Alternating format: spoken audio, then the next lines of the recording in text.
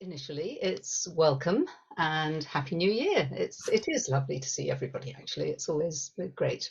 Some people we know well, other people not so well, but you're all very welcome, and it's good to have another meeting in the new year. So, I'll do some notices before I forget what those are. If you've got your pencils or whatever, that's terribly old-fashioned, isn't it?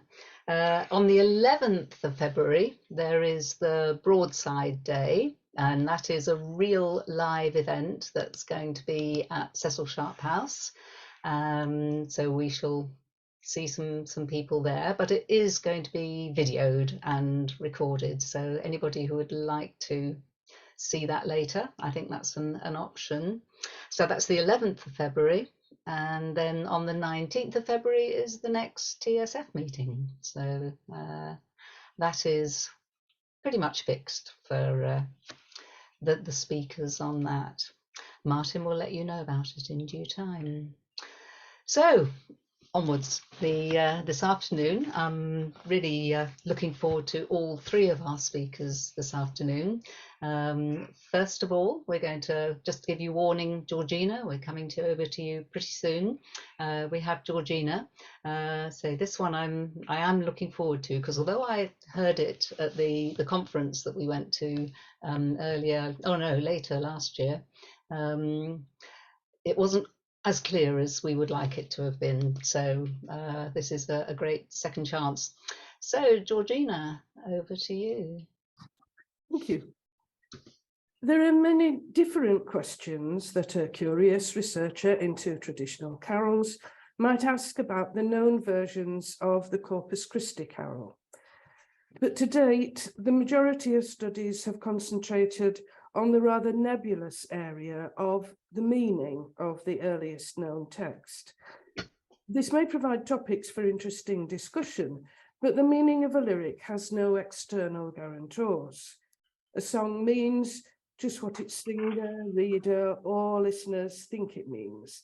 The subject is tied to the imagination of its performer consumers. So for this brief examination of Down in Yon Forest, round 1523, the Castleton version of the carol collected from Mr. J. Hall by Vaughan Williams and Ivor Gatty in 1908, I'll discuss more specific issues related to the context of its performance, what evidence we have about its history, how it might have come to be sung in Castleton, and something about traditions of carol singing in this area of Derbyshire, and for his 150th anniversary year, outline Vaughan Williams' views on carols. But to begin with an explanation, like many words existing over time, carol has shifted and developed its meaning, and particularly it has taken on new dimensions over the past couple of hundred years. At the point that the Corpus Christi Carol seems to have been written in the 1530s, carols were not necessarily only sung at Christmas or dealt with subjects related to the Nativity. In fact, they needn't have been religious at all. Some were very bawdy. They weren't included in church services, but formed part of the entertainment at festive meals and celebrations at civic events, or in wealthy private or religious houses.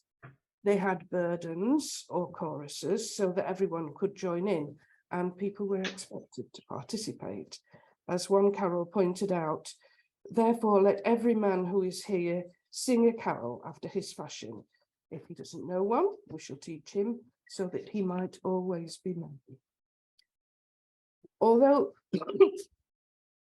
I apologise, I'm just getting rid of a cough. Although not part of the liturgy, pre-Reformation carols were often written by members of religious communities and included Latin quotations from offices or prayers. Whatever their sources, however, contemporary records also show that carol texts were widely known and transmitted by the laity. Christopher Leclose's thesis on macaronic carols, sacred bilingualism, gives multiple examples of transmission, noting that Richard Hill's Commonplace book, which is the source of the earliest known text, of the Corpus Christi Carol, contains the lyrics of 19 carols, found more or less verbatim in other manuscripts, another 16 that appear with more significant variations elsewhere. The fact that the Corpus Christi Carol is contained in the personal notebook of a grocer may also reflect an additional factor supporting Carol's wider transmission. Hill's manuscript book contains recipes, home remedies, family recipes, stories, details of market days, puzzles, and especially for a merchant providing imported wine for posh feasting, 95 songs. 46 of these, including the Corpus Christi Carol, have been found nowhere else. He even classified his collection into 3 sections: carols, good carols, and merry carols. Being a source of new as well as established material for the entertainment at feasting, could have added to a perception of Hill as a welcome contributor to a party, an outgoing, sociable sort, a man of business who also knew how to be merry. Unsurprisingly, therefore, there are also indications that 2 other carol collections belong to and have been used by grocers. Carols had a multi-stranded association with the Catholic Church, its personnel, organisations and seasonal observances, and sometimes quoted its Latin texts. With the development of the Reformation in England, however, the content of carols, particularly lyrics devoted to the Virgin Mary, legends of saints, miracles, and semi-magical stories like the Cherry Tree Carol or the Talking Birds of the Carnal and the Crane, as well as those including Latin elements, met with disapproval. Despite its burden, Hill did not include what we now call the Corpus Christi Carol in his list of carols. It exists as just a set of untitled verses in his notebook, but his fondness for puzzles, along with a greater than usual number of prayers and religious pieces, has more recently led Edmund Duffy to suggest that the Corpus Christi Carol is an enigma, a riddle representing the centerpiece of medieval church Paschal ceremonies, the Easter Sepulchre, with its crucifix, host, embroidered hangings, and watchers kneeling around it day and night. Now the interruptions are mine, not the sound systems. Richard Parker's detailed study of Tudor commonplace books also adds that Anne Boleyn, whose heraldic badge was a white falcon, is represented as bearing away the communion hosts.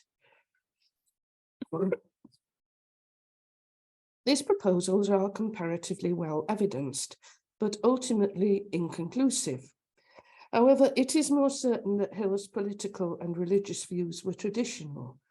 In his commonplace book Chronicle entry for 1535, Hill writes, "This year, the power and authority of the Pope was utterly made frustrate and of none effect within this realm, and the king called supreme head under God of the Church of England." Parker suggests that Hill, whose piety was evident throughout his commonplace book, was unlikely to have explicitly recorded his frustrations with the king. The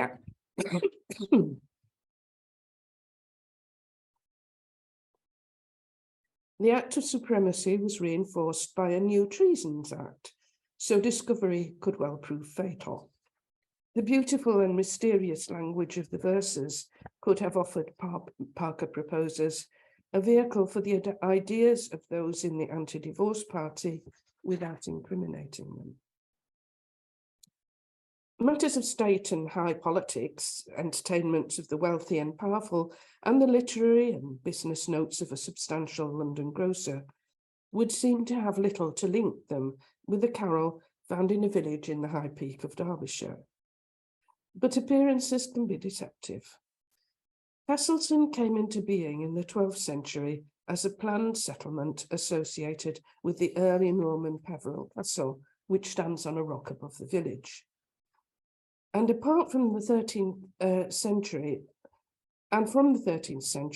land and property in Castleton formed part of the Duchy of Lancaster, a private estate belonging to the Duke of Lancaster. The village had its own church, hall, market, corn mill, and less usually for the time, a small hospital dedicated to Our Lady. Founded to provide for the spiritual and physical needs of the sick, poor, and travellers, the hospital is known to have had a succession of wardens who administered the daily running of the institution and chaplains who were responsible for celebrating Mass in its adjoining chapel. Hospital wardens were supported by lay brothers and sisters who would have provided most of the caring duties for the ill. When controlled by John of Gaunt, Duke of Lancaster, in the later 14th century, and then as a royal estate owned directly by the Crown, there was regular communication between Castleton and England's ruling elite. This could be very detailed. In 1392, for example, records of the Duchy of Lancaster show a gift of reclaimed wood from Peveril Castle was provided for repairs to the hospital, and in 1394 confirmed a grant by which the warden of the hospital of the Blessed Mary of Castleton in the Peak was given pasture for various animals in the neighbouring village of Tydale, now known as Edale. Georgina, may I interrupt a second?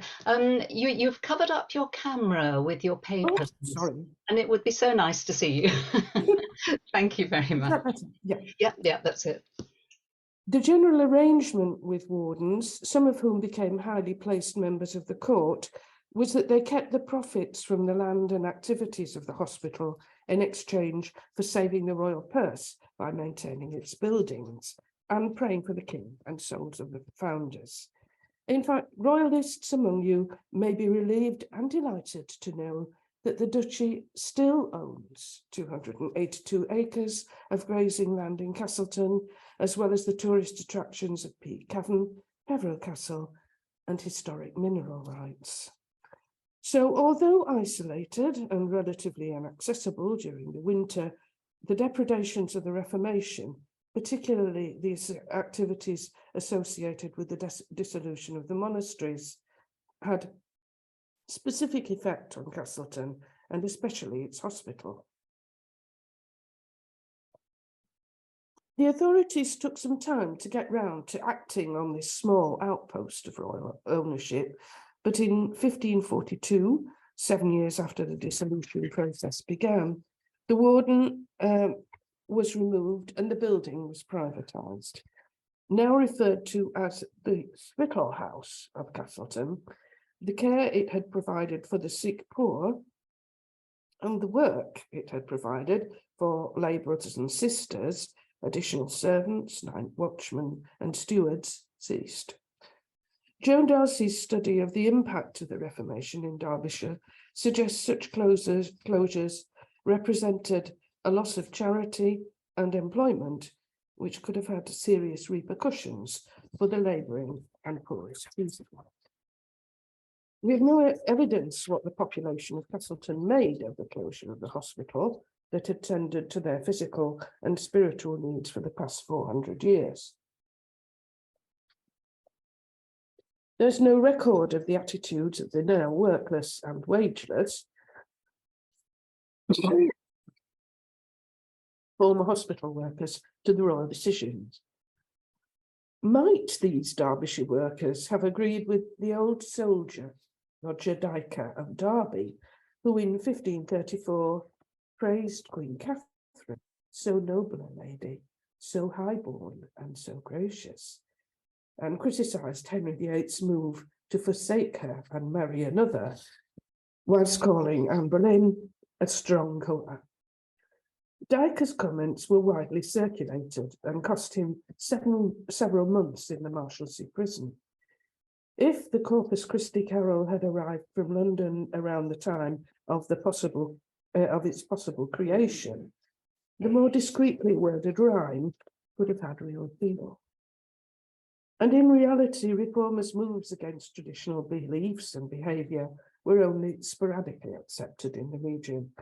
Contemporary records noted that a great part of the shires of Stafford and Derby are generally evil inclined towards religion and forbear coming to church and participating in the sacraments.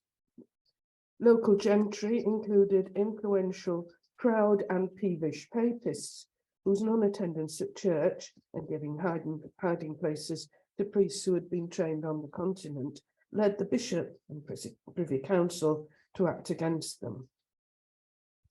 Castleton stands at the head of the Hope Valley, and Derbyshire Catholics, including some from the area, were imprisoned, and 3 visiting priests, the Padley martyrs, were tortured and executed. But for our purposes, it's probably more significant to note accompanying reports that family, friends, allies and servants of the recusants were spreading the word, using also very broad speeches in alehouses and elsewhere. Ultimately, despite considerable political upheaval and civil war, rabid propaganda and persecution, Catholic communities survived in the High Peak and elsewhere in Derbyshire throughout the 16th, 17th and 18th centuries.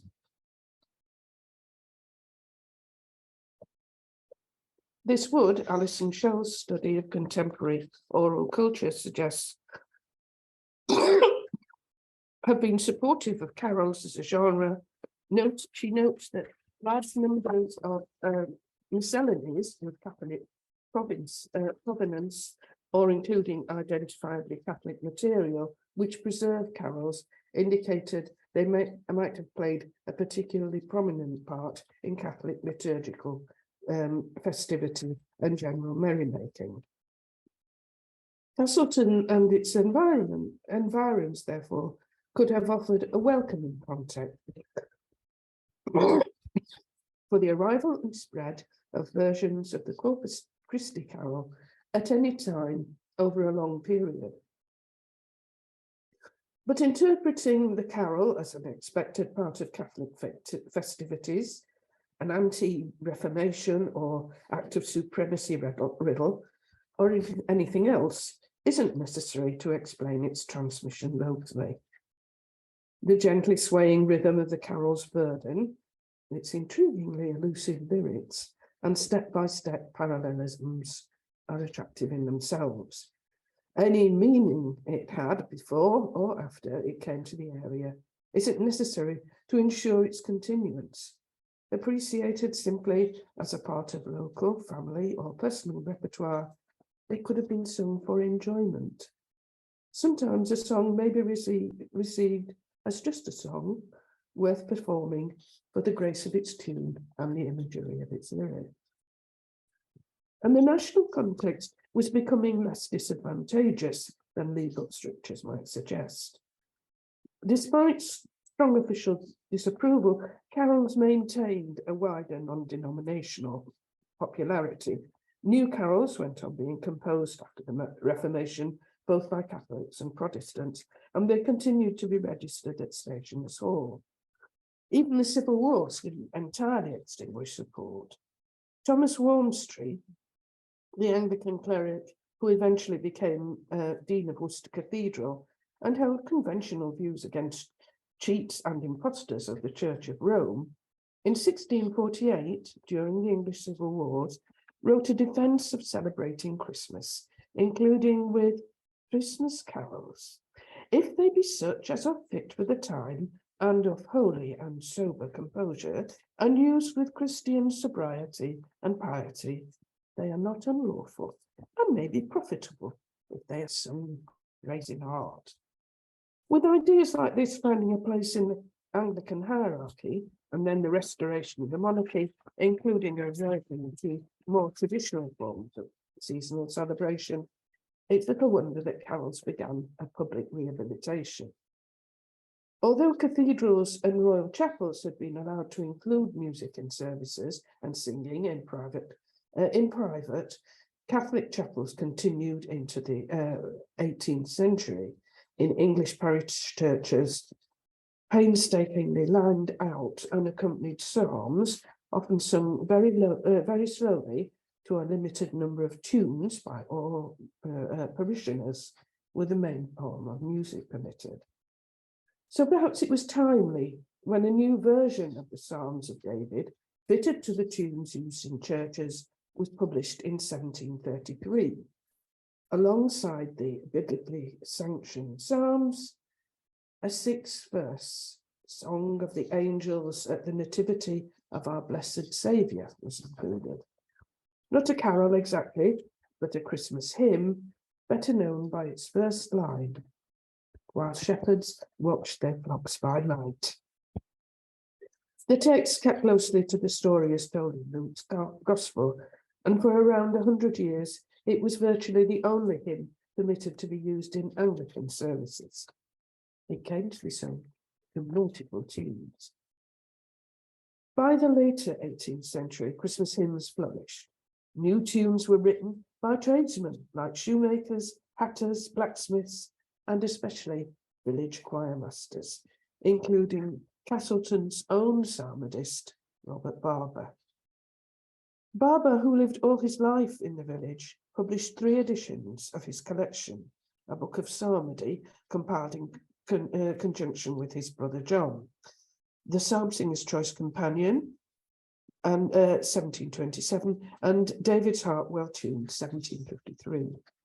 Well regarded by his contemporaries, the historical musicologist, Nicholas Temperley, highlights his regional popularity and innovative approach, commenting particularly on the remarkable feature of a book of psalmody.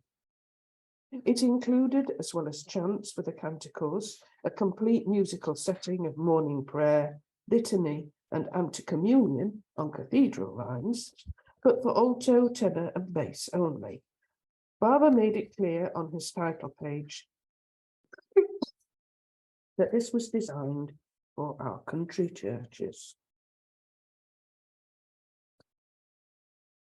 And alongside his chants, psalms, and anthems, it's good to see that Barber also provided an arrangement for him for Christmas Day, giving its first line as, whilst shepherds watched their flocks by night.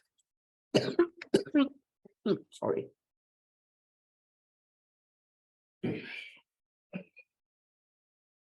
Castleton had a vibrant musical life, and singing and music making thrived in neighbouring villages.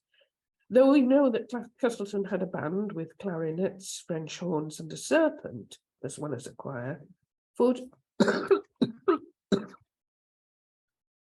unfortunately, its parish registers haven't survived to provide more information. But records from the village of Hope, 2.5 miles away, are still accessible and contain worthwhile detail of the development of local church choirs and musicians during the 18th century. There was also a welcome social side to participation. 1713-14, for example, also saw visits to Hope of singers from Bakewell, a trip of around 20 miles, but they were revived with food and drink, costing 6 and 6pence. For those of you who aren't familiar with English pennies and shillings, 37.5pence.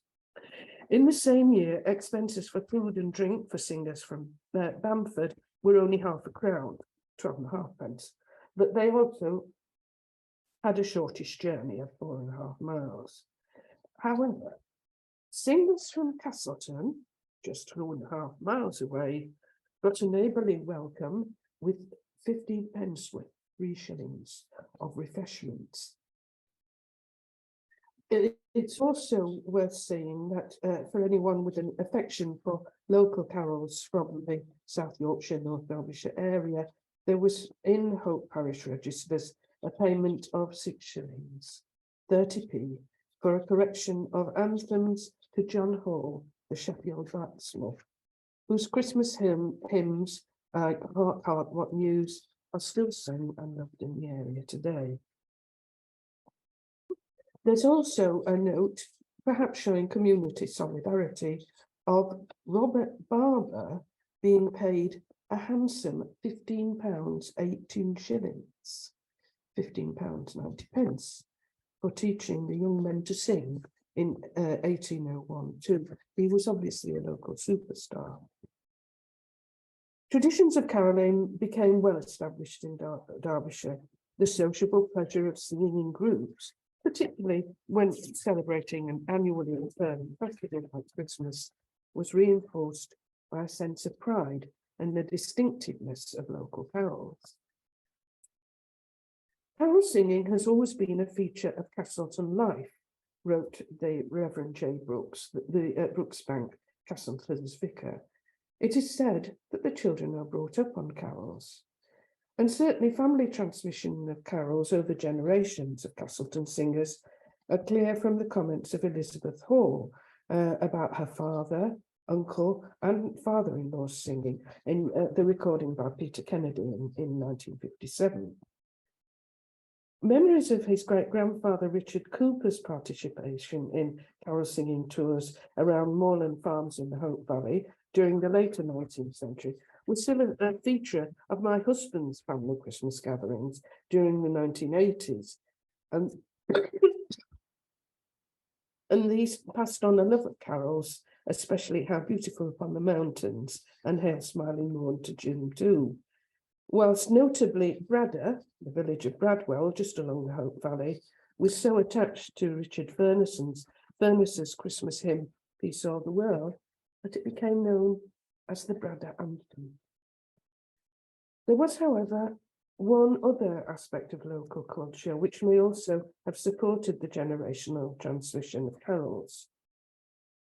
John Holt Brooksbank, who was vicar when Vaughan Williams and Ivor Gatty came to Castleton, described a custom among the area's lead miners which could rely on long routes. He described how the miners who lived in the village would gather around underground on Christmas Eve and put a candle on a big piece of lead ore. They would then sing the carols for which the village was famous until the candle burnt out.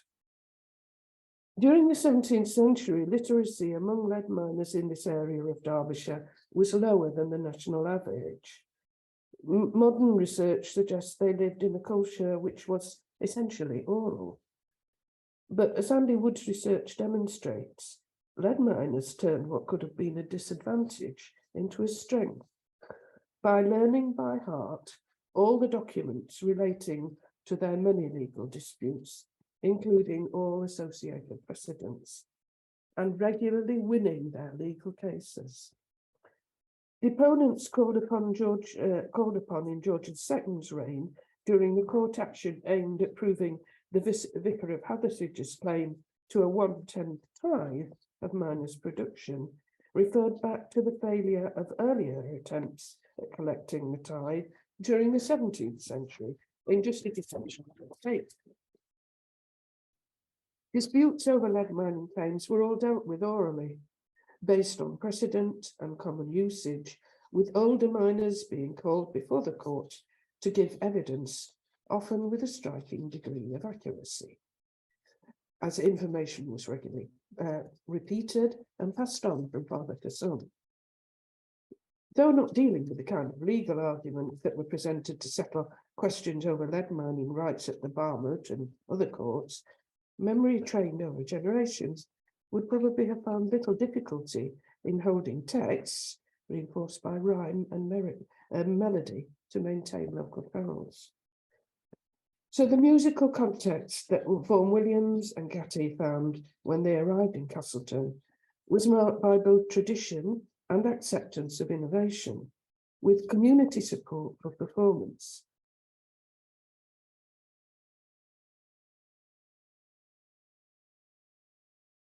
External validation of the significance of local carols had also come in the form of William Henry Shawcross's booklet, A Garland of Old Castleton Christmas Carols.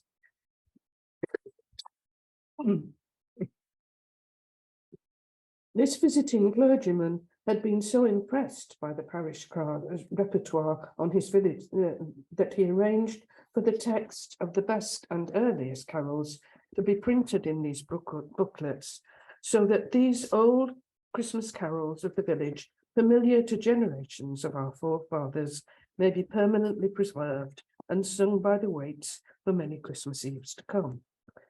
Whether Vaughan Williams and Gatty were aware of Shawcross's book before they came to Castleton in 1908 isn't known, but in 1919, when he published 8 traditional Christmas carols, Vaughan Williams acknowledged the use of lines from it to complete 2 texts from Castleton. The men went to see Mr. J. Hall, who has been identified locally as Joseph Hall, a choir member and son of another Joseph, a lead miner, who also was a well-regarded choir singer. Their visit resulted in the collection of 3 carols, and All in the Morning, The Birth of the Saviour, texts of which had previously appeared in Shawcross, and one much rarer piece. For the first time in its long history, Vaughan Williams recorded a version of the Corpus Christi Carol with an associated tune. Perhaps because Mr. Hall knew it had been omitted from Shawcross's collection, he also thoughtfully supplied the visitors with a copy of the text he'd written out in advance. For his part, Vaughan Williams provided Castleton's own carol, Down in Yon Forest, with a delicately sonorous and detailed arrangement, a fitting tribute to Mr. Hall and the generations of village carolers. Carols from Castleton, noted from Mr. Hall, represented 3 pieces in Vaughan Williams' 8 traditional English carols. Time and usage had created significant differences between the historical and newly recorded version of the carol, 400 years apart. But what should we make of the changes that had shaped this vernacular form of the text? Only a couple of years after his visit to Castleton, in a talk published in the Music Student, the composer ignored the usual slurs about the damage caused by transmission among the folk and proposed the artistic instinct of the singer was responsible for positive new growth and variation. And so folk songs are handed down from generation to generation till we find in a very short time widely varying versions of the same tune, and conversely different tunes connected together by common phrases or intervals or characteristics. Thus a folk song would appear to be a series of individual variations on a common theme. A folk song is like a tree, whose stem dates back from immemorial times, but which continually puts on new shoots. Vaughan Williams self-confessedly loved the carol, and also held annual carol singing parties in his home. On one year, he joined in so enthusiastically that he completely lost his voice. Georgina, I'm sorry to interrupt again. We're pretty much over time. Are you near your... One more line. Oh my goodness, I thought you were getting there. Thank you, do. He shared his enjoyment through field collection, innumerable arrangements, books of carols and Christmas compositions. For also all of us who also love a carol, it's welcome to have this chance to thank him on his 150th birthday. Absolutely. Thank you. I hope it wasn't too interrupted by coughing.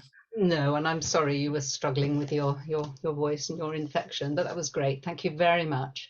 I'm afraid we really haven't got time for any questions, and I'm sorry about that. Georgina, would you be open to people putting questions in the chat or contacting you? Because I'm sure there are many things that you've said that would stimulate ideas and queries. So thank you very much. That was wonderful. Thank you.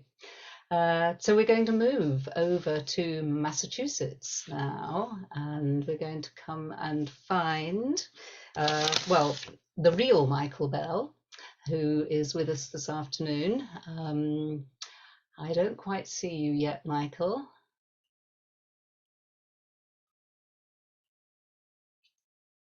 Michael, you're muted. Ah, thank you. Right.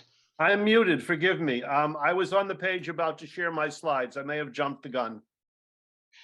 Right, thank you. Well, in that case, I'll do another introduction now we can see you. So welcome to Michael. I know this is your first time for presenting to TSF, and it's going to be fascinating. Martin said earlier, he said, how come I never knew about this? So I think it might be fascinating to lots of people. So thank you, Michael. Over to you. You're quite welcome. Let me see if I can share these slides. Oh, we got my Zoom screen. It never works when I try it. There we go. Let's see. Yours go? Okay. Play from start.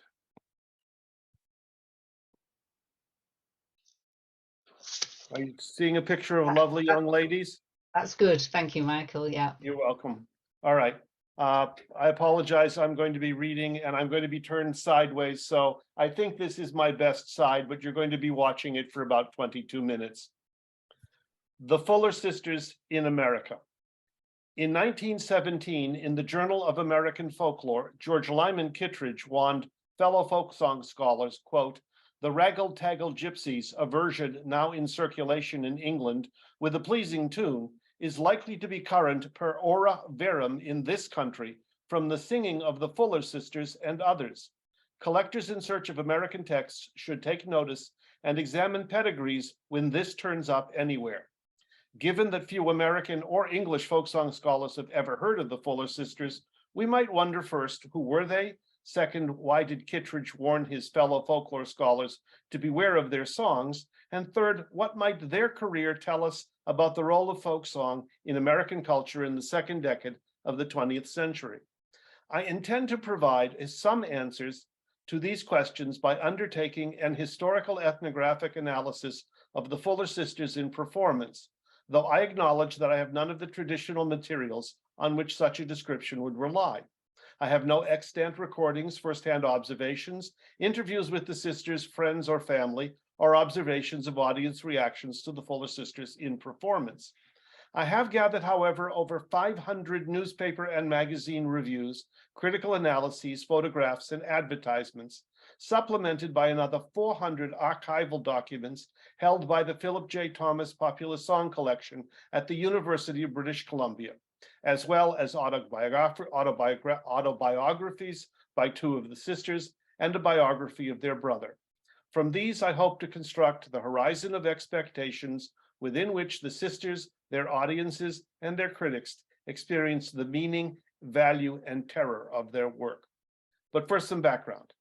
On December 19th, 1911, Ariska, Dorothy, and Rosalind Fuller, accompanied by their older brother Walter as chaperone and manager, arrived in New York City with, quote, 3 trunks, 4 suitcases, the little Irish harp, and 2 letters of introduction from the noted English collector Cecil Sharp to begin their careers as professional folk singers in America. Their journey had begun the previous spring when Ariska had written to Sharp describing her folk song collecting in Dorset. He invited her to Uxbridge, and after hearing she and Rosalind sing, asked them to accompany him at his Festival of Empire lectures and his Stratford-upon-Avon Summer School of Folk Song and Dance. Afterwards, Ariska wrote to her fiancé, Basil Ward, Americans who heard us singing at the Festival of Empire and again at Stratford begged us to try to arrange a visit as soon as possible. Buoyed by this praise, Sharp's encouragement, and in need of money because of their father's bankruptcy, they decided to try their luck in America. To their great delight and profit, they became an overnight success. Armed with the 2 Sharp letters, Walter got them performances at Fifth Street Presbyterian Church and at Teachers College, Columbia. Recording her amazement after the Columbia performance, Rosalind wrote later in an autobiography, "We were astonished at our rapturous reception. We were called cute, Claire, wonderful. We were treated now like children and now like authorities on folk music, neither of which was strictly true. But we accepted it all, along with lots of immediate paid engagements to sing at evening parties, clubs, and receptions.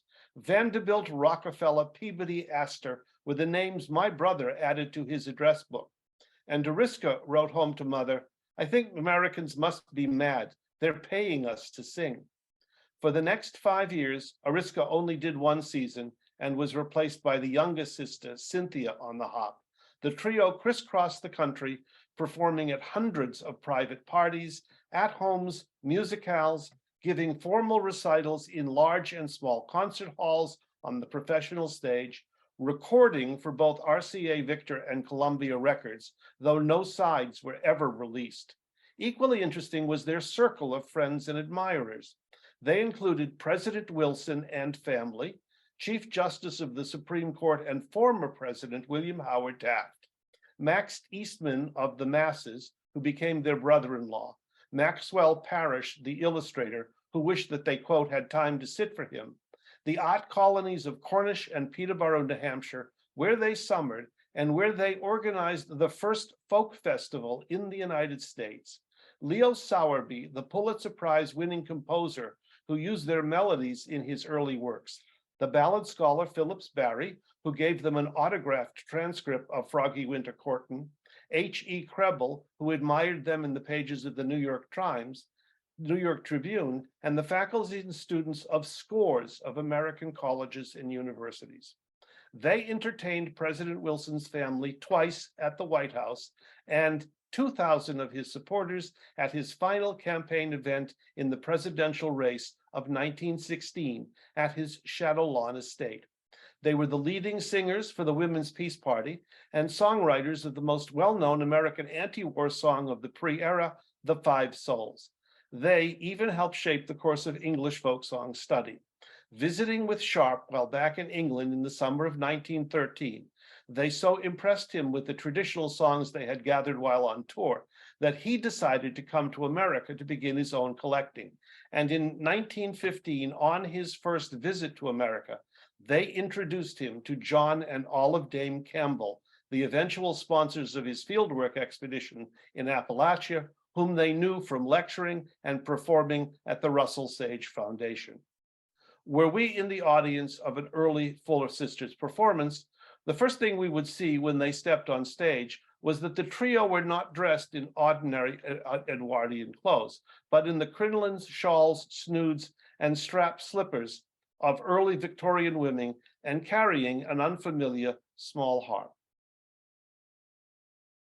Immediately, we would recognize the look was costume, and before a note was sung, we would know that we should not expect a typical art song recital, or if we had seen Lorraine Wyman, often described as America's first professional folk singer, a mimicking of the rural peasantry with their caps and aprons. Instead, we would likely see what we were intended to see, the sepia-toned world of our great-great-great-grandparents and elderly aunts, complete with hoop skirts, surface modesty, and faded associations. Interestingly, if we had been at the summer school the previous August, we would recognize how intentional this self-construction was. What is relevant for our purposes, apart from Oriska's stunning sun hat and her precariously balanced harp, the other sister is Rosalind, is the naturalness of their dress and hair. Unlike the publicity photos, we see two ordinary Edwardian young women dressed and coiffured in the comfortable courant fashions of the day. And we would realize that their costumes were intended not to create so much a theater set, but a simulacrum of an imagined place, and early industrial and not medieval, more parlor than barn, excuse me, one about halfway between Lark Rise and Candleford. We would also recognize that what we saw was unusual. We would know that there were professional stage artists, opera singers, music hall and vaudeville performers who wore elaborate costumes and sang traditional songs in recitals, excuse me, whose variety acts and comic turns were built from folk and broadside traditions. If we were artistically literate, we might know that in England there were folk song illustrators, traditional singers such as Miss Maddie Kay, for example, who accompanied Sharp and others associated with the English folk song and dance society's attempt to create a national identity by introducing folk songs into the British school curriculum. But the idea that professional artists might earn their living just singing folk songs, or that American audiences would pay to see such singers, was nonsense. If we had glanced at our program while waiting, we would have had the added recognition that the image before us was representative of a specific repertoire, as the sisters indicated on all of their programs what they were going to sing. They had two concert programs. One they had brought with them, named A Garland of Country Song, which was organized in terms of national song groups, and the second time, sometimes identified as the 7 Stages of Man, which was organized by categories loosely based on the life cycle. As their fame grew and they were booked for multiple performances in a single venue, so too did their repertoire. At their peak, when they were booked for a week at theaters such as the Belasco in Washington, D.C., the Fine Arts Theater in Chicago, or the Little Theater in New York, their programs listed enough material for 2 performances a day for 5 days without repetition. Their repertoire, which reached eventually over 200 songs, was drawn largely from the Sharp and the Baring Gould collections and English Folk Song and Dance Society publications. All their songs were credited on the programs to their English country source, but not to their original performer or collector. In their 3rd season, with the addition of 18-year-old Miss Constance Binney, who became a famous silent film star after the war, they added Morris dancing to their concerts, as well as picture cards, which they would autograph after the show, and broadsides that could be purchased, 10 cents plain, 25 cents colored, with Dorothy's woodcuts, which were eventually published in song sheet format in 1915 as English Folk Songs by the Fuller Sisters by H.W. Gray and Company, a major New York music house. At the first, Walter opened their recitals with a short speech. The sisters, he said, would be singing folk songs which their mother had taught them, which they collected from neighbors in Dorset or had learned from Sharp's printed collections. Such songs, he noted, citing Andrew Lang and Sir Hubert Parry, quote, sprang from the very heart of the people and flitted from age to age, from lip to lip, of shepherds, peasants, nurses of all classes, that continued nearest to the state of natural man. The whole of the peasant class breathes in their burdens as the great sea resounds in shells cast up on shores. Folk songs are a voice from secret places, from silent people and old times dead, and were, quote, the sincere expression of the community, the embodiment in terms of literature, dance, or song of national ideals and aspirations. I should note that the sisters' personas were just as manufactured as their costumes. When they arrived in New York, Ariska was 28, Dorothy was 22 and divorced, and Rosalind was 19. They were from Commercial Road in Portsmouth, England, and had been raised by a series of governesses.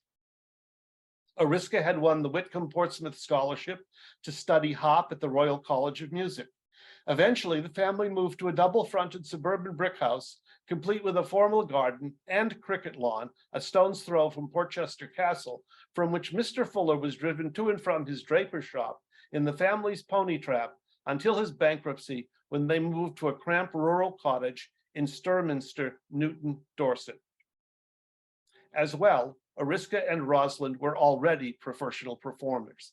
At Walter's urging, the two had spent Michaelmas term 1910 at Woodbrook, the Birmingham Quaker College, studying and singing. Upon leaving the college to lessen the family's financial burden, the two women went up to London to search for work. Engaged to play in a private house for Lady Wilde, Ariska asked if it was solos on the orchestral harp or old English folk songs to the accompaniment of a portable harp that were required. Lady Wilde chose the latter, and so the two sisters performed as they had done at Woodbrook. It was their first paid professional folk song recital, and it led to offers of other private engagements which coming to America forestalled. Once our concert began, if the serious music critics are to be believed, we would have experienced a revelation similar to Sharp's. He wrote to Oriska after their first meeting, quote, "I do not think I have ever heard folk singing which gave me greater pleasure. You sing the songs in the simple way in which they should be performed, with an even, pure tone and with perfect enunciation. Your playing on the Irish harp is just what is wanted for the accompaniment. It sounds less modern and less obtrusive than the piano." Their first American critics reacted similarly.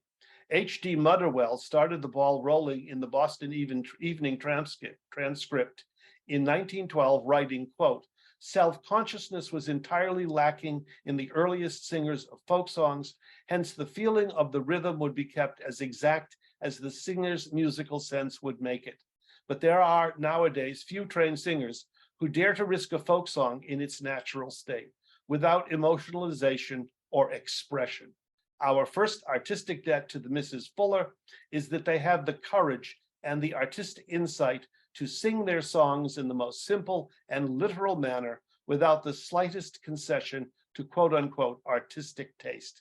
By doing so, they have made themselves the authoritative interpreters in the genuine manner." Other critics soon followed this lead. An anonymous writer in the New York Evening Post in 1912, under the headline "To Replace Ragtime," suggested that the Fuller sisters' performances might be the antidote needed to supplant commercial music made out of, quote, "snippets of musical slang that menaces the present generation." Glenn Dillard Gunn, composer and music critic of the Chicago Tribune, joined the rising chorus at his May 1913 review, quote, "To do simple things simply," he wrote, "is the rare gift of the Mrs. Fuller of England. These women have discovered a wealth of native British melody, herefore quite unexploited. They bring to its presentation qualities of heart and mind, of sympathy and of illuminating insight that add to the sum of interpretive resource inflections unaccustomed as the melodic material with which they are concerned." Eric de Lermater, assistant conductor of the Chicago Symphony and music critic for the Chicago Interurban, did Gunn one better, asserting that, quote, "The modern art song has become a thing of such incomprehensible beauty that none but the erudite theorists grasp it at all. The orthodox lieder repertoire is tired to death. The general public," he continued, "loved folk songs because they are odd, because they are not complex, because they have rhythm and melody, traits as unfashionable now as modesty on the street." And he concluded his review, "The real reason for this winter's general interest in folk song is to be found in the incomprehensible ugliness, to take the public's viewpoint for the nonce, of the modern art song." The contrasts are stark. In one camp were the too much, too complex, sometimes dissonant modern art songs, requiring knowledge of coloratura and aria and the quintessence of the top-notch art of top notes. In the second were the loathsome vulgarities and obscenities of popular song.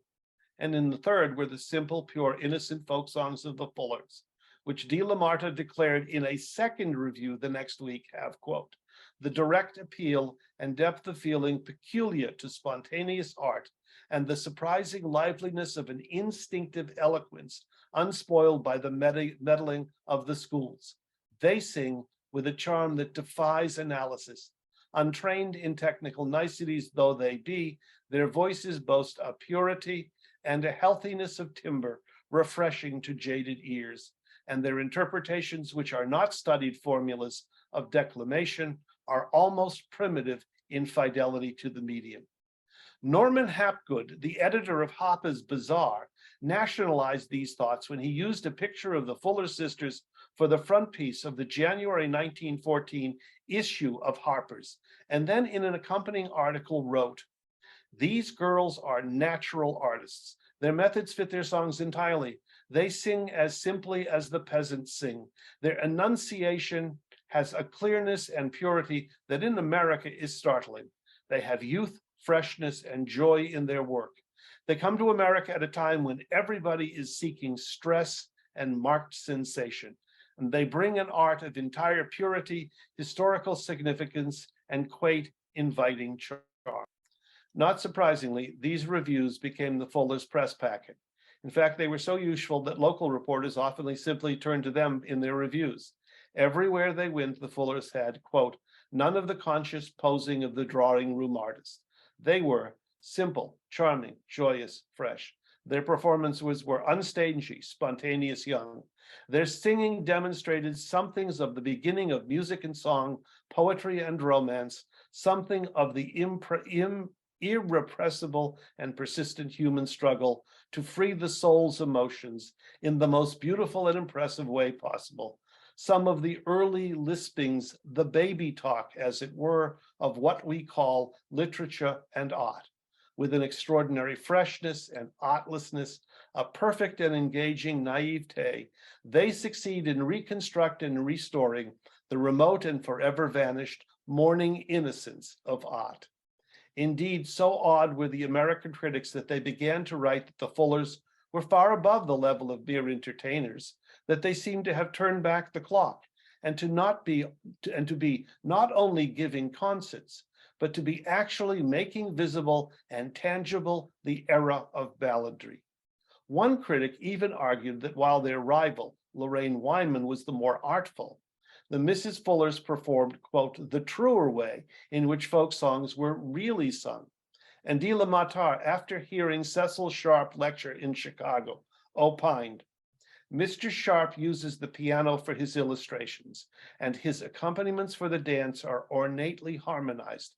So he is to be enjoyed for what he knows rather than for what he thinks. And he would, I am certain, make a useful chorus or raisonnière for the Mrs. Fuller. It should not be surprising that the Fuller sisters' performances were used to impeach the existing American popular culture.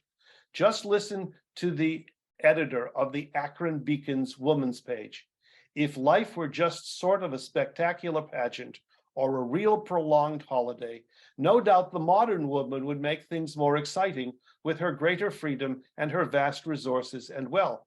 But to meet the exigencies of real life, to fill the offices of womanhood faithfully and efficiently, to simplify and beautify the everyday occurrences of life by delightful sincerity and directness, commend me to the old-fashioned women, the Fuller sisters, whose hoop skirts are ridiculous, you say, but modern dress is the most execrable influence that has ever blasted the morals of a generation. It is producing the most unmarriageable girls America has ever known, and has made of woman so common a thing that she no longer engages the serious manly man in thoughts of marriage, but only in amusement and entertainment. And what of their songs? How did these old ballads impress you as you compare them with Snooky Ookums, Mamma Jamma Jubilee, Every Little Movement? Is not the old song delightfully frank and straightforward in its meaning, while the ragtime of today, or any of our simple ballads, are elusively and impliedly obscene? Into our helter-skelter, sordid, undignified existence, the Fuller sisters have brought a few hours of womanly grace and sweet melodies. How little we have of these in today's great melting pot of life. George Lyman Kittredge's concerns, I think, are clear. In his view, genuine popular ballads required an unblemished chain of oral tradition. The idea that a Fuller Sisters version would disrupt this process of unconscious recreation was just wrong. It was one thing to dazzle the upper classes in the literare with the three beautiful girls singing traditional songs.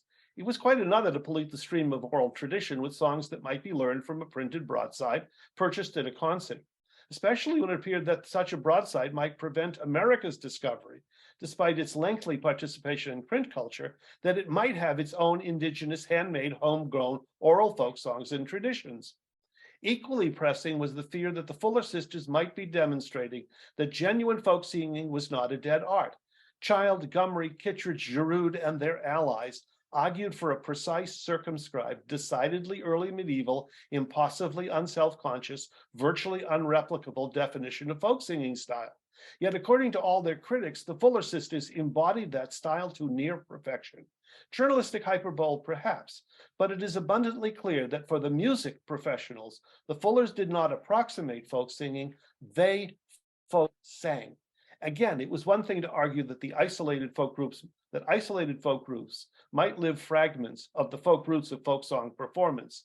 It was quite another to imply that anyone who sang with the Fuller sisters' fidelity, vivacity, joy, and honest simplicity could be true folk singers. If so, then who were the folk? Less obvious is the question of who would shape the wider culture's understanding of folk songs and folk singings. The Fuller sisters gave well over 100 university concerts in their 5 years in America. Most were sponsored not by English professors who cared little for tunes, but by music professors who cared a lot. And they, the music professors, were actively promoting non-literary, non-anthropological, non-performance-based understandings of what constituted genuine folk musical cultures. Because folklorists have the bad habit of dismissing what non-academic non-folklorists write about folklore in non-folklore journals, we have little to no idea what effect their words and ideas might have had on broader culture's understanding of folk studies. By 1917, the Fuller sisters' support for the anti-war movement began to affect their image negatively. President Wilson's re-election in 1916 shifted public attention from preventing American involvement in World War I to ensuring that America was prepared to intervene if necessary. As preparedness became the norm, especially among the upper classes, there were rumblings about the sisters' politics. One fan wrote to ask why they did not sing the Star-Spangled Banner, and an anonymous critic noted, quote, "Despite their intelligence and charms, the Mrs. Fullers are pacifists." Increasingly isolated, longing to be home, Cynthia wanted to get married, Dorothy to pursue a career in art, Rosalind to be a stage actress. They left in September of 1917 with their careers as the folk singing Fuller sisters in America concluded forever. Thank you.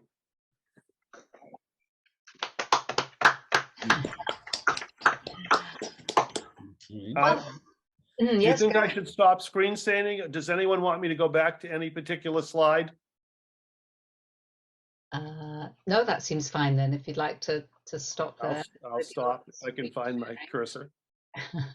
They seem to be running away today. Michael, that was absolutely fascinating, and thank you so much. What a remarkable story, and well, a revelation. So that's terrific.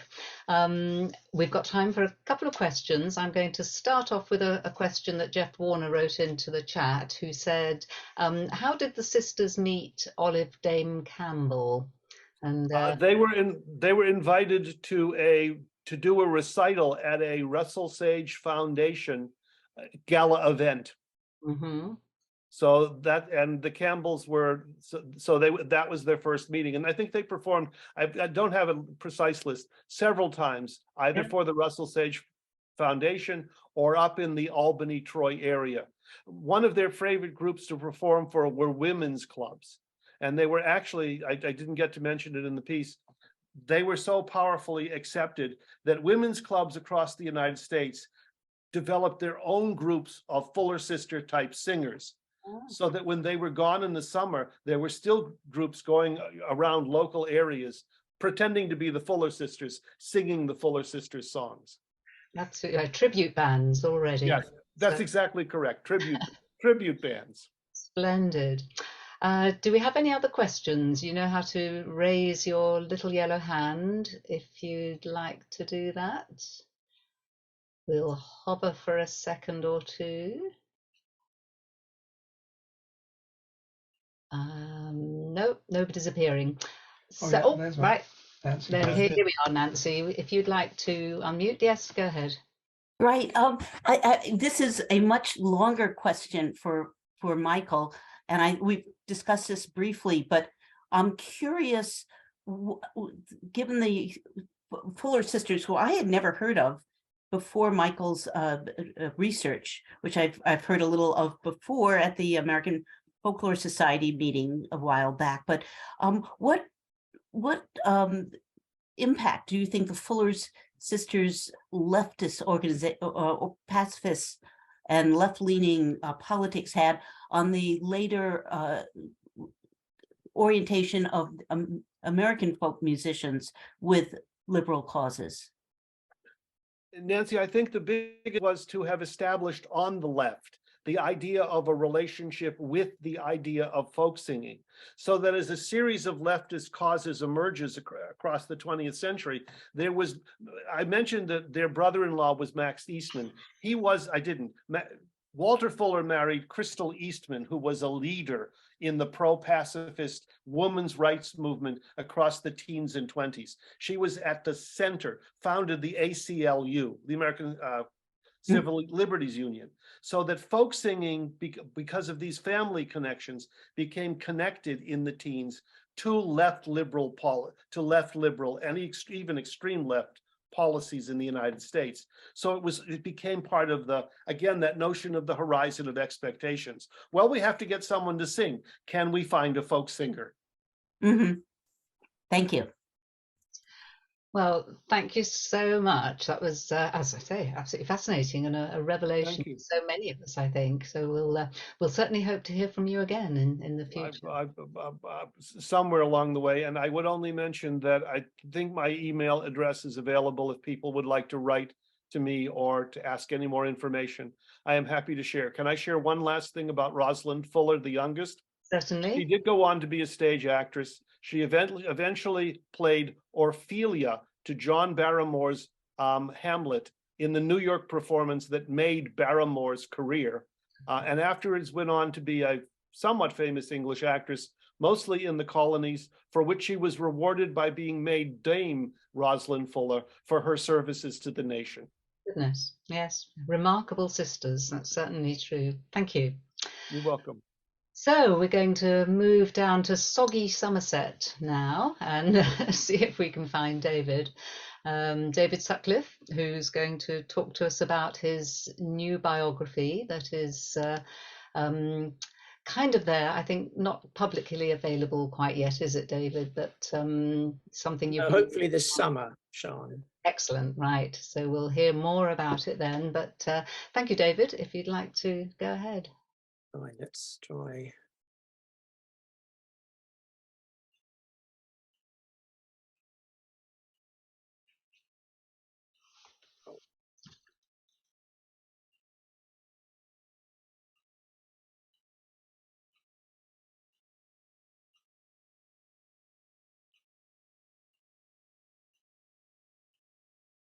Fine. Can you see that at your end?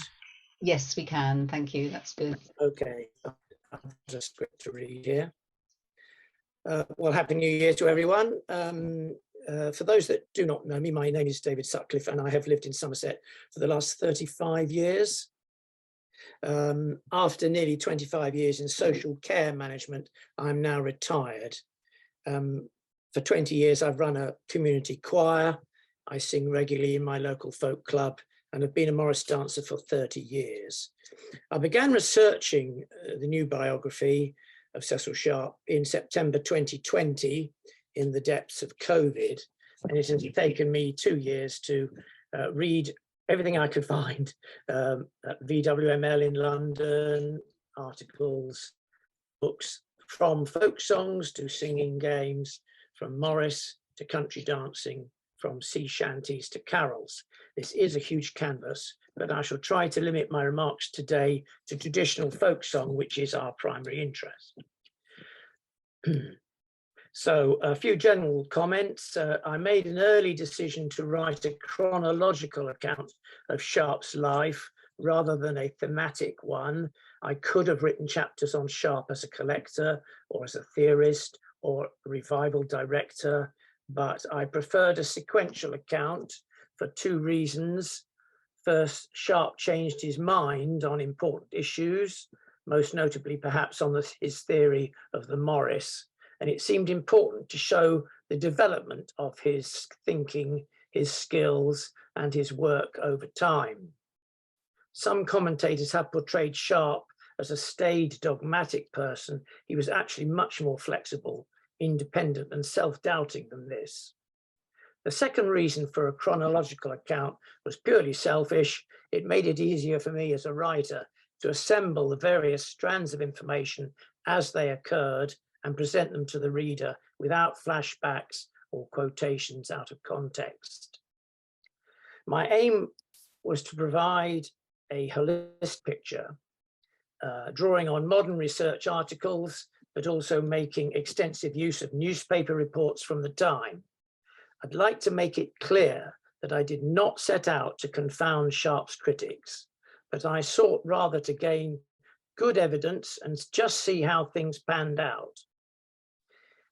By way of a sporting analogy, which is a bit of a jump, you could imagine Sharp's life as a football match with its twists and turns, which has since been followed by much post-match punditry.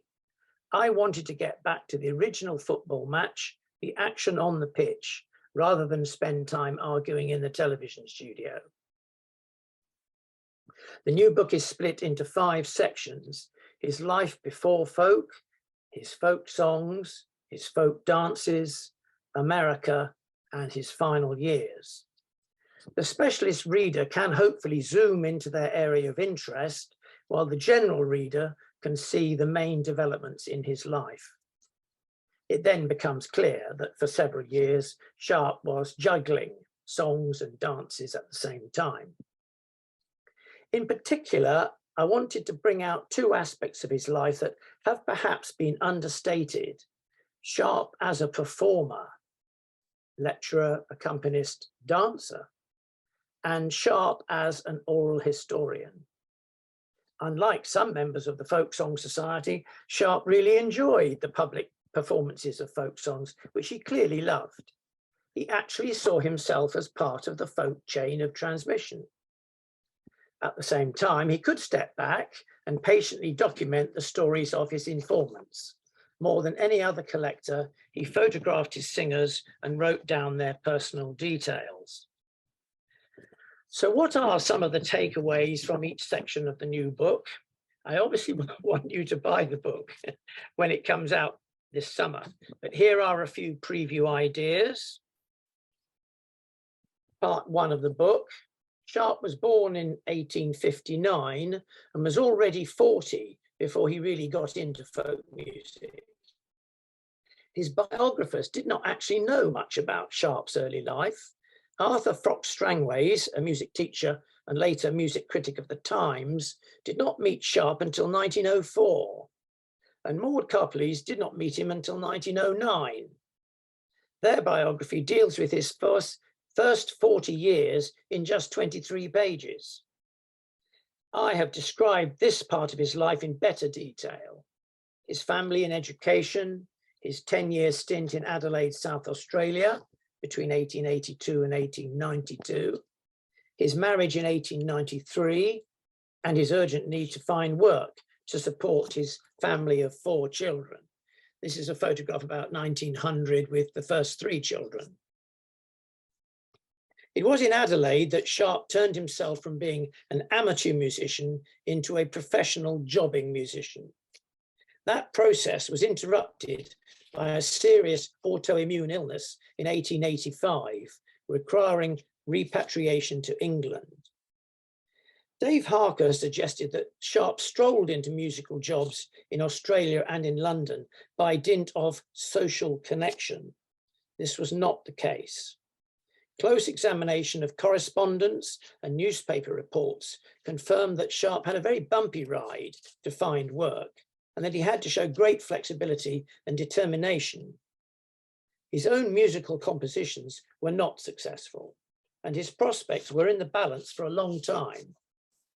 In 1893, Ludgrove School, a very small new school, gave him a part-time job with freedom to experiment with folk songs from books in his singing classes.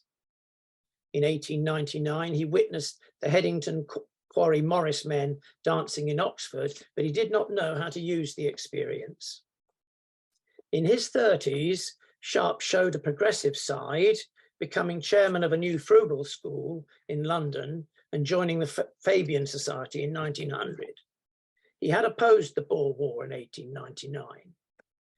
There is incidentally no evidence of him joining what Dave Harker called the Chauvinist Navy League during his time at Ludgrove School. I checked the records myself up to 1910. The Navy League was in fact a cross-party group lobbying for more battleships before war against Germany broke out. Maud Carples mentions Sharp joining the Navy League, but of course she only met him in 1909, and he may have joined just before the war. It's absolutely clear to me that Sharp was on the progressive left throughout his life, and as late as 1918, he came out in support of the Labour Party after the war. You may or may not be keen to learn that the folk song section in the new book takes up 1/3 of it. In August 1903, as many of you know, Sharp collected the Seeds of Love song from John England at Hambridge Vicarage in South Somerset. Sharp had been friends with its vicar, the Reverend Charles Marson, since they met in Adelaide in 1889. After hearing live performances of folk songs from villagers like John England, Louis Hooper and Lucy White, the two men travelled about collecting songs throughout Somerset during the next 3 years. Sharp noted the tunes of over 1,000 songs from 215 singers. Marson noted the words when he was available, about 1/3 of all the songs during the first 2 years. The two men fell out in November 1906 for personal reasons, not political differences, but Sharp carried on in Somerset for a little longer before collecting nearly 1,300 songs, tunes and dances from a further 349 informants across many other counties of England. Do visit my website, cecilsharpspeople.org.uk, for biographical information on all these performers. This is an interactive website and updatable, and I am open by using the comments page to make improvements and amendments. Marson's socialism. Marson was a firebrand Christian socialist who had worked for 10 years among the urban poor and was a leader in the London cabby strike of 1894. He had then been banished by the church to rural Somerset in 1895 to get him out of the way. His practical socialism clearly inspired Sharp, who wrote, "He, Marson, is one of the few men who strives to uncompromisingly act up to his ideal I've ever come across." Marson was a conscientious priest, learning about his parishioners and understanding their skills and way of life during the agricultural depression of the time. He took practical actions within his own parish and wrote articles to socialist magazines on the rural situation. Sharp was lucky not only to be introduced to singers sympathetically by Marson, but also to stumble across several new songs that were not in current publications. 8 out of 15 songs in his first Hampstead lecture were not in current books. He made an immediate impact and was elected onto the committee of the Folk Song Society. Marson's realism was not appreciated or understood by Dave Harker, who casually described the two men as foreigners in this rural culture. Georgina Boyes, in her 1993 book, The Imagined Village, suggested the duo were helping to construct a bogus Merry England culture, and she's dismissive of their efforts to cross class boundaries. This is too pessimistic. It took me some time to pinpoint why, in my opinion, the Harker-Boyce thesis is not satisfactory, and I've tried to visualize it like this. This is something that's a bit Blue Peter, this is something I made earlier. Class separation, an elite dominance or hegemony. If you accept this rather rigid and stereotyped Downton Abbey view of the Edwardian social classes, each class with uniform goals and purposes, then certain preconceptions may be applied to the field of folk music. You may claim cultural expropriation, stealing of songs, financial exploitation, money-making, compromises in the presentation of the music, and appeals to patriotism, what I call nostalgia and middle-class misunderstandings generally. There is a case for some of behaviour like this, and Harker Boyes did right to point out these dangers, but they protested too much, and their thesis is only partially successful, in my opinion. The truth is that both Sharp and Marson were oddballs and misfits who were outside the establishment. Of course, Sharper did later become an authority figure himself. Much of Boyes's book focuses on the folk revival after his death, for which he cannot be held responsible, perhaps. A more nuanced approach is required. I hope you can see this. This thesis is a closed and static model with no room for individual agency. Actors are just unthinking representatives of a dominant class. The arguments are circular. It is an intellectual construct with an internal logic, but only if you accept the initial premise of a watertight class system and a controlling purpose. The objective reality of the songs and dances is ignored.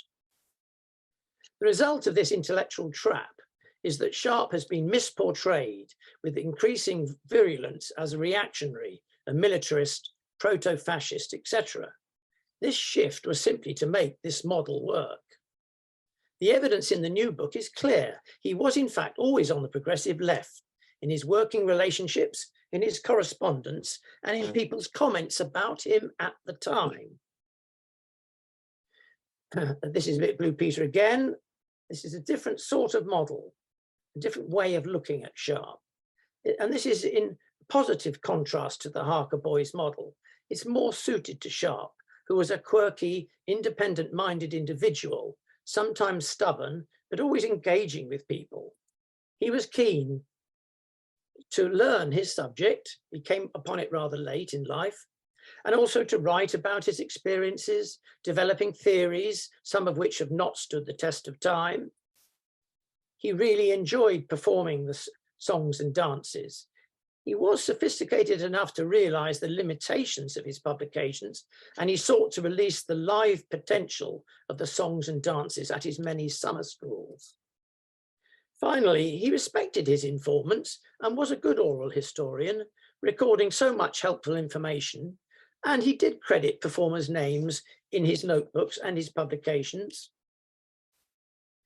There are always people who can work well at different levels in society, and Sharp was one of those. He engaged well with his informants, often revisiting them over time. For many years, he worked at his own expense and in isolation.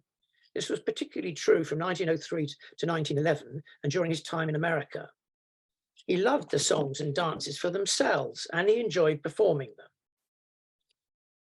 This alternative model is dynamic and outward-looking, with individual initiatives and shared joys.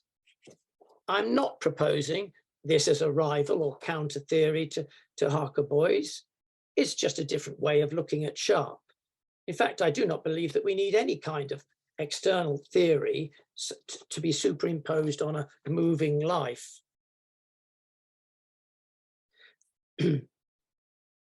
Both Sharp and Mary, the premise of this slightly different model is that music sets us free so that we can learn from each other.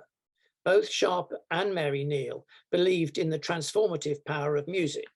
This is crucially missing in the existing intellectual debate about Sharp. As regards his further folk song work, Sharp collaborated with Baring Gould in 1906, English Folk Songs for Schools, and with Alice Gomme in 1909 with Children's Singing Games. His theories of continuity, variation, and selection in English Folk Song Some Conclusions are discussed in the new book. And then finally, there is his work on carols and sea shanties. As fellow researchers, you might like to know how I approached the mass of information involved in the book. I compiled chronological spreadsheets of Sharp's fair copy tunes and words books so that I could plot his expeditions and know where he was at any given time. And this is also true in America. I've got spreadsheets for each of those trips. This helped me to see any repeat visits to singers and how many songs were repeated as well, for how many variants. I also developed spreadsheets for all his field notebooks so that I could track a song from collection day to publication day, noting any changes. I made spreadsheets for the singing games and for all the folk dances. All these spreadsheets will be made available to the Vaughan Williams Memorial Library if they find them useful. The new book also has several timelines to indicate, for example, the publication dates of his various books, as well as other important events. You may find this helpful in understanding the race, for example, that developed between Sharp and Mary Neal. Good to get your timings right. And for my own benefit, I designed several maps to indicate the locations, for example, of Morris dance traditions, as well as to show his long distance traveling in America. A few of these maps will make it into the new book. Section 3 in the new book is folk dances, Morris, sword and country dances. In 1909, Sharp completed a gradual switch of his main focus from folk songs towards folk dances. He was in close competition with Mary Neal by then. Roy Judge was very detailed in his 1989 article on the Sharp-Neal dispute up until 1911. But there is a lot of new information in the book, especially newspaper reports to add to the story. Neal's own autobiographical account of 1937 is put under close scrutiny. Sharp's ceremonial theory of the Morris, 1909, is criticised in the book, and his publication of country dances is put into context with other authors of that time. His collecting of sword dances is compared to the European record. Sharp's work with women dancers was important at this pre-war time and became even more central when he went to America in December 1914 on the first of 4 visits. His American experiences are discussed then in section 4. Sharp was too old to contribute to the war effort in 1914 and could not see how he could progress the folk movement in England. He paid 4 separate visits to the USA, amounting to a stay of 155 weeks in total. He lectured and taught folk dances for 105 of these weeks, traveling thousands of miles. For the remaining 50 weeks, in 5 separate trips, he collected songs in the southern Appalachian Mountains, mostly in the states of North Carolina, Kentucky, and Virginia. He was by this time aged 55 plus, and he found the summer heat and the walking over so many mountain trails very difficult. Troubled by bouts of asthma, fever, and dysentery, he was accompanied during the final 4 trips by Maud Carpleys, who noted down the words of songs. In total, they collected 1,612 songs and tunes from 315 performers, 221 women, 94 men. It was a massive effort. Sharp had an overly romantic view of the history of these songs and their links with early settlers from Britain. And the selection of his 1916 songs, eventually published in November 1917, does suggest an Anglo-centric bias. But in fact, spreadsheet analysis shows that in each of his trips, the number of American minted titles was never less than 40% of total titles, never less than 40%. A comparison is made in the book with other American collectors of that time. Sharp kept a diary of his thoughts and experiences in America, and 3 times he used an unpleasant term for Black people that he met. Such language was not uncommon at the time among all classes, and elsewhere in his diary, Sharp wrote disparagingly of white attitudes to their Black servants. But his name and reputation have been attacked in America in recent years, and this has to some extent vitiated his useful collection. On his return to England, this is the final section, after World War I, Sharp had 5 more years of activity, reviving his national body, the English Folk Dance Society. and overseeing its work throughout the country. The folk revival continued to grow in size and in enthusiasm, many young women enjoying the change in costume and the freedom of expression involved.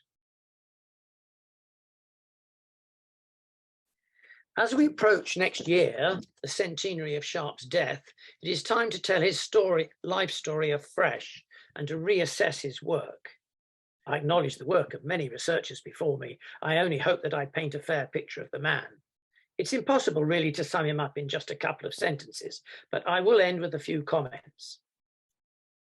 Sharp was a complex individual, not a one-dimensional pawn in a political game. Indeed, all the collectors at that time were in competition with each other and could not even agree over the Board of Education proposal for school songs in 1906. Sharp was on the progressive left and was much more independent-minded than currently portrayed. He loved and performed the songs and dances that he collected and tried to elevate their status, but some of his theorizing was inconsistent or plain wrong. Weaknesses would include his communal theory of folk songs and his ceremonial theory of the Morris. As you all know, it takes a long time to build up knowledge and skills in the field of folk music. Sharp developed and had good skills, better than many of us. Perhaps he took on too much, but his energy and drive cannot be denied. The book is written. Here's a pre-release copy. And after further editing, it should be published sometime this summer by the Ballard Partners. If you thought you knew Sharp, think again. Thank you.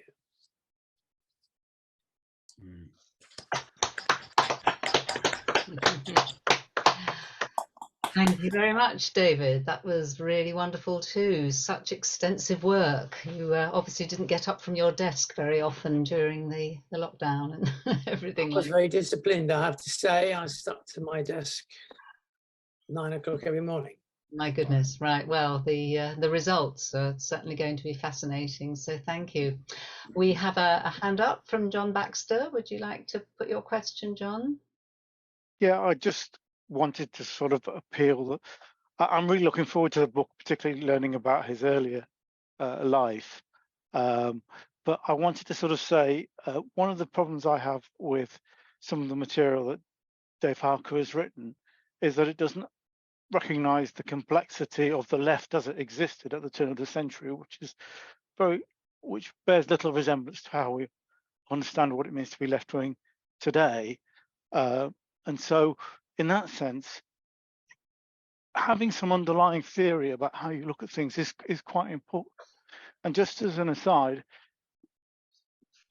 one of the ways of understanding Dave Harker's material is understanding that he was part of the left in the 1970s and was in there was a huge row going on at the time in the organization he was in, that he was active in taking part in, and it is reflected in the way that he wrote what he was writing. So it's a hugely layered and complex thing, but I just wanted to appeal that when we think about Sharp and his place in society, I agree. I think he was on the progressive left, but that isn't the same as it doesn't mean the same now as it meant at the turn of the century. It's quite a different thing. I quite agree, John. It is difficult looking back 100 years ago as to what the political scene was like and what people were thinking, what they had to do in their personal lives as well. I know that Marston had a lot of difficulty about that. I think Marston's influence on Sharp is considerable. They were friends for 17 years. And that's quite a formative period of one's life, perhaps. I'm not particularly proposing a new theory. I just wish we could discuss folk songs and folk dances in a slightly less intellectual way, perhaps. I've just tried to find evidence and describe what was going on at the time. That's been my starting point, perhaps. No, So, sorry, we're just discussing that. Thank you, David. Are there any more questions for David? Now's your chance. But no, I think we've come to the end. Lots of positive, you won't have seen it yet, David, lots of positive comments in the Questions chat. in chat. Hello? There are questions in chat. Oh, I'm sorry, I've missed that then. Oh, that one. Gosh, right, okay. I'll read this out for you, David. Besides the political progressivism, how much of a modernist in his aesthetics and a technophiliac would you say Sharp was? I was rather struck by his interest in the glass harmonica and other end-of-century musical experimentations. Gosh, it's rather difficult to know. Sharp seems to have played a number of instruments quite well, pipe and tabor. He played the piano, apparently learnt the banjo at one point, played on the ocarina. I think he was quite interested in what music can do. I don't think he also, by the way, he played he studied the violin at school and passed an audition at Cambridge University to join the orchestra there. So he could play the violin as well. I think that's, as to how he used those skills in presentation, that's getting a rather tricky area, but given what Michael was saying about how the Fuller sisters, made stage performances of their folk songs. He used the piano all the time because it was the instrument of the day. In the 60s and 70s, perhaps the guitar and other instruments, I can't really comment on his technical preferences. He didn't use the phonograph because a lot of the wax records only lasted 2 minutes, and he was traveling around on bike a lot. So a lot could be made. Some people have tried to make him to be a technophobic, but I'm not sure that's quite right. Okay, thank you, David. There's another question from Georgina that you wrote up. Georgina, it says she's not sure where the idea that I said Sharp and Marston were proponents of Merry England. Do you have a specific quote? Well, I mean, the chapter 5 in her book is called Merry England, and in a way, Sharp and Marston are a bit early in the piece.